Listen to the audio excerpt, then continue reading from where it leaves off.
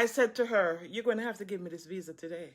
And I pushed back my documents in to her. And that is the time the lady make eye contact with me. She looked at me and she said, ma'am, you're going to have to find another route to take to go to the United States because you're not going to get a visa today. And I pushed back the documents back in there to her and I said, ma'am, I'm telling you that you're going to have to give me a visa today. And she pushed it out back and I pushed it in back. She pushed it back out at me, I pushed it back in. She pushed it out back about 5 times. I said, ma'am, I'm not asking if you're going to give me a visa. I'm telling you, you're going to give me a visa. Evanity Star TV. Hi, my name is Evanity Star TV and I'm here to tell you about my struggle at the immigration embassy in Jamaica. And it wasn't a pretty one, so guys, so stay tuned.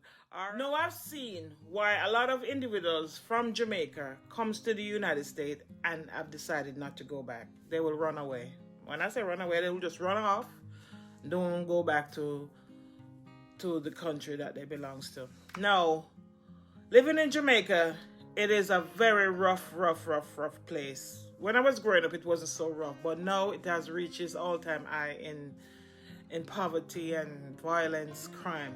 So a lot of people is coming to the United States and they're running off. And I'm seeing why this is really happening.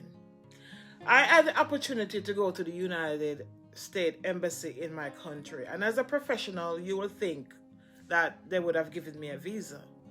But during that time, my sister was extremely sick because she was living in Florida at the time and she had cancer. She didn't have any supportive family members here with her. And during that time, she needed help. She needed assistance because she couldn't work anymore. She couldn't do nothing for herself and she was just getting the help from friends.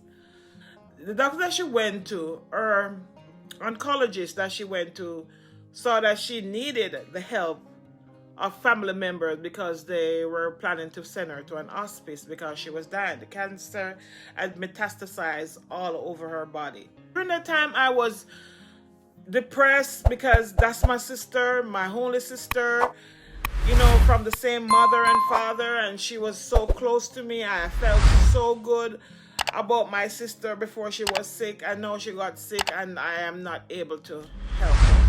So I was thinking, now, how am I going to get to come to America now to see what I can do to help her?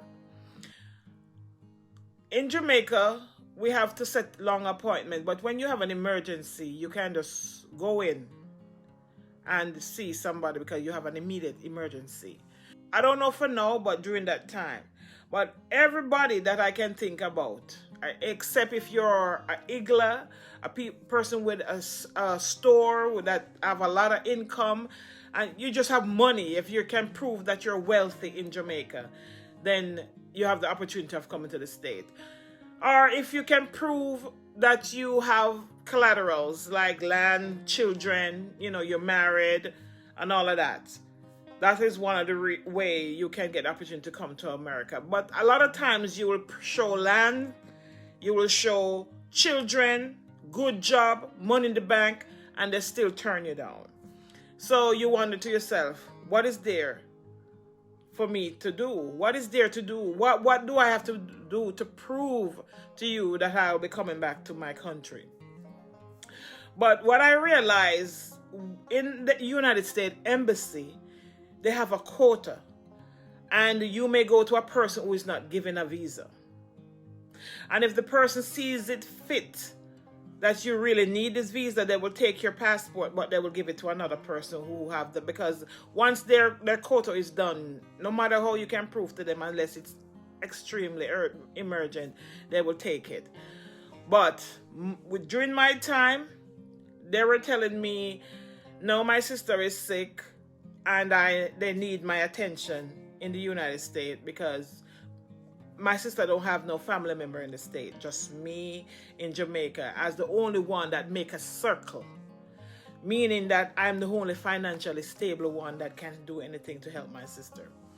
So what happened was the doctor from the United States sent a letter for me to take to the embassy to show the urgency of me coming to the United States to help my sister because she needs to be put in a hospice or taken back to Jamaica, or somebody have to stay at her home with her in order to provide that care until she passes. I went to the embassy, and to my astonishment, I was feeling reassured because I tell myself that I am going to get this visa no matter what the cost, no matter what the fight. They have to give me this visa today.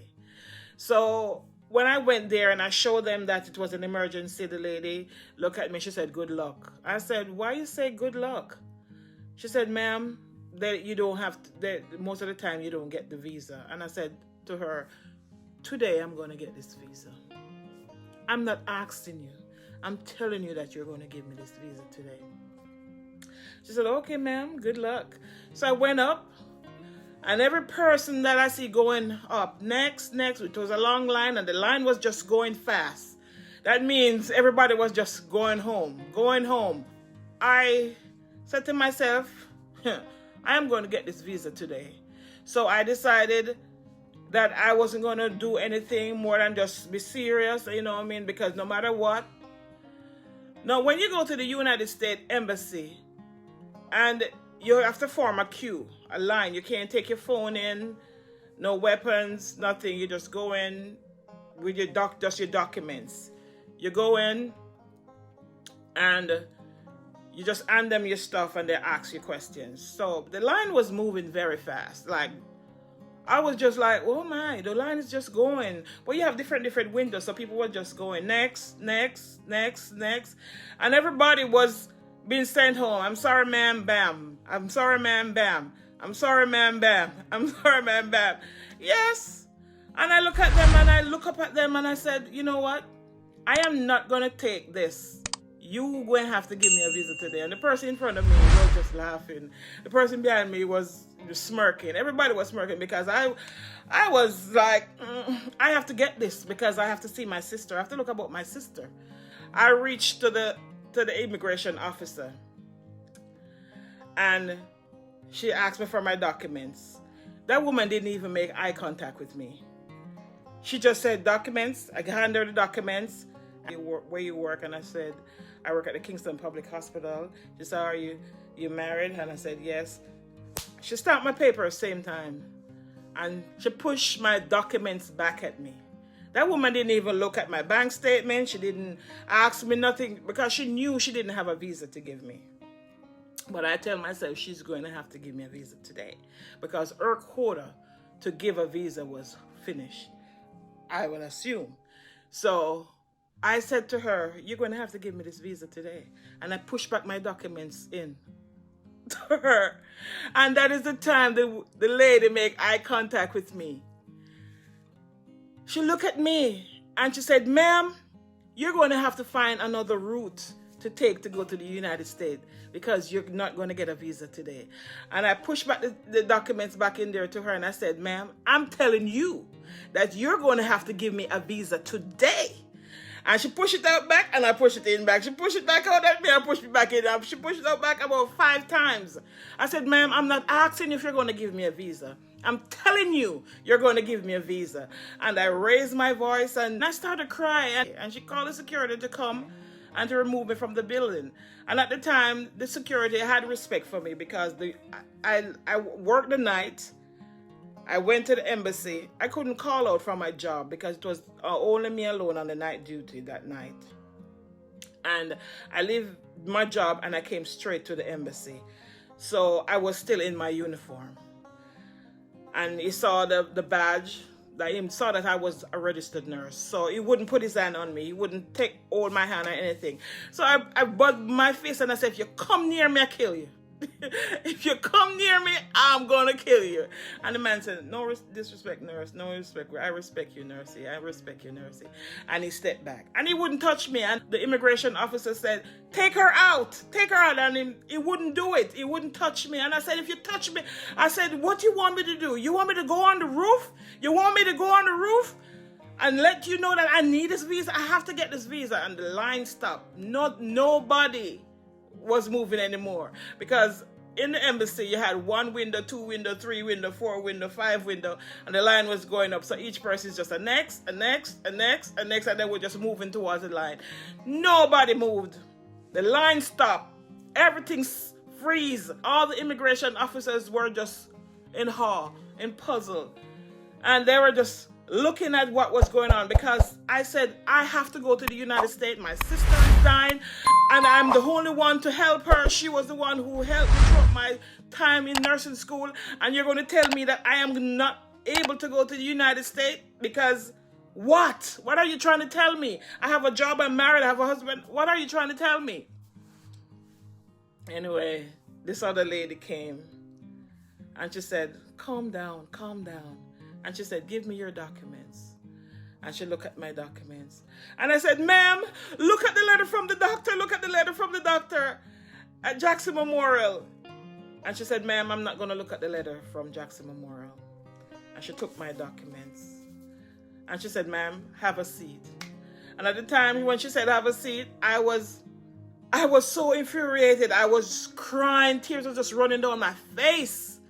I said, why are these people doing this to me? Why? And she said, Mom, calm down, calm down, calm down.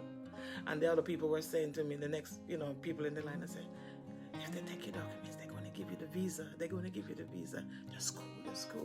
So I just, I was still rocking. And I'm like, my sister's dying, my sister's dying. And this is what they're telling me. This is what they're telling me. And, bring a lot of tears to my eyes right now just to think about it and remember the time. The lady called me back to the window, and this time it wasn't the lady from this time it wasn't the initial lady who had interviewed me. This time it was the same lady who took my documents, and she said to me, ma'am, she asked me to tell her my name. She asked me if I was married. She asked me how many kids I have. She asked me if I have money in the bank. She asked me when was the last time I worked. She asked me where I work. She asked me if my other kids have visas. She asked me about 10 questions. I was just laying it out to her. Whoop, whoop, whoop, whoop, whoop. She said, okay, ma'am, you are the type of person we want in the United States. And that's what she said to me, and I was feeling so. She said, can you come back at 1 o'clock? And I said, yes, I can come back at 1 o'clock. I didn't leave the building. You see, when I stepped out of the immigration, people were outside waiting to see me because they knew what was happening. So they were outside waiting. So when I stepped out, I didn't have a passport in my hand. Yes. So I stepped out of the building and they were like, oh, they were clapping. You did a good job. You did a good job. I said, you know what? It's very heart-wrenching to know that I have to go through this to get a visa.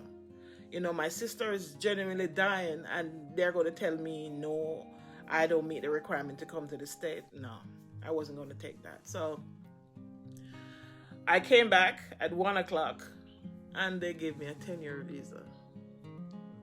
I got a 10-year visa. I was so happy. I got a 10-year visa, all because I was strong, I was determined, I was ready to fight for what I wanted. I wasn't going to give up. I wasn't going to let nobody tell me no. I was determined to do what I had to do. The same evening, I bought a ticket to fly out the next day to see my sister. And when I came to Florida, my sister was already dead. It was so terrible. It was something that I don't even want to even try to remember. But the whole thing about this is this is one of the reasons why a lot of people, when they get that visa, they don't intend to go back because they're not going to go through the struggle, because a lot of people don't get 10 years. They get one-time entry, they get a 1 year, and they get 5 year. They get, depending on what is the purpose and the immigration officer who is giving them the visa at the time, depending on what they think. So, these are the struggles why a lot of people, because in Jamaica, there's a lot of poverty there, a lot of crime, people not getting the right pay for the amount of work that they put in. So people, if they get the opportunity to come to the United States, they're not going to want to go back. So I believe that if we as Jamaicans, I can't speak for another country because I don't have the experience of another country. I'm just talking about my definite country. And a lot of people got visa and they don't go back home. Right now, there are a lot of illegal aliens, immigrants here in the United States because they fear going home and not being able to come back to the United States. So I feel like if we had the opportunity to just go to the embassy, get a visa, and come to the United States, it wouldn't be like what it is. And Jamaica would have been a better country today. I mean, a better country, providing that you can show that you have a job, family, whatever, you know what I mean, and come on, embassy don't make it so hard for you to come to the United States. Then a lot of things would have happened. Better. My country would have, I positively, I 100% sure that my country would have been a better country today, because Jamaica is a very beautiful country. It is a country of peaceful, loving people when I was growing up. But because of what is going on, people is becoming so frustrated, and they just decide they're going to just do anything in order to survive, even to put food on their table. So when they get the opportunity to come to the United States, it's a glorious thing. It's a glorious thing. And like I'm saying, my kids, they don't really understand how privileged they are to come to the United States and can go back home and come back and go back home without any issues. So guys, if you like this video, don't be afraid to like, share, and subscribe. Turn on your post notification bell so that you can be notified of more videos. I'm going to stop this. This is I'm going to be continuing, and I'm going to take you through the step from me getting the visa to what next I have to do in order for me to be here living in the United States. Silhouettes of you are like a taunt. Never really know just what you want. With you I don't ever feel calm. I can feel the sweat inside my palm. Play with me like cats and a string. You don't